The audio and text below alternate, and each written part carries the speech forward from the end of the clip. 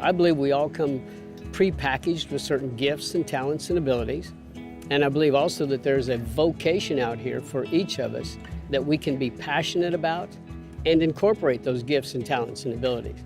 Now, I think oftentimes we are misguided or misdirected and maybe never ever realize those gifts and talents and abilities. But maybe when we graduate high school, we're trying to find a high dollar profession that's going to give you a big house in the suburbs and a 3-car garage and a corner office at some point.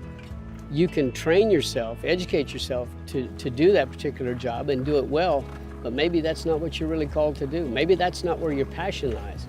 So you're getting up and going to work on Monday morning, waiting for Friday evening. And I believe that my steps were divinely directed, as I said, out of the mountains of Colorado by way of the rodeo arena, ultimately into the thoroughbred racing industry, where it was obvious I'd been blessed with talent and ability, and it was something I could be very passionate about. I tell people today that for 32 years I never went to work. That was my hobby, and I was able to make a living at it. And I was gifted to do what I was doing. Today I call myself a full-time evangelist. I'm the president of the local council here in Kentucky, the Kentucky Racetrack Chaplaincy. Because of the successful racing career, I get numerous opportunities to go and to speak at area churches, youth groups, prayer breakfasts, different venues, different opportunities to go and to share my testimony.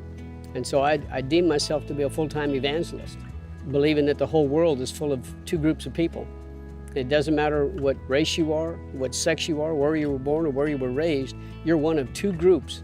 Out of all of mankind all over the face of the earth, I believe there's only two groups. They're either saved by the blood of the Lamb, by coming to the knowledge of the saving grace of Jesus Christ, or they're lost, having not made that profession of faith. And so believing that, everybody I come in contact with through the course of the day, being one of these two groups, my desire is to uplift and encourage each of them. But to those that have made the commitment, I want to encourage them in their walk. The Bible says as iron sharpens iron, so one man sharpens another. I want to sharpen my brothers and sisters in their walk with the Lord.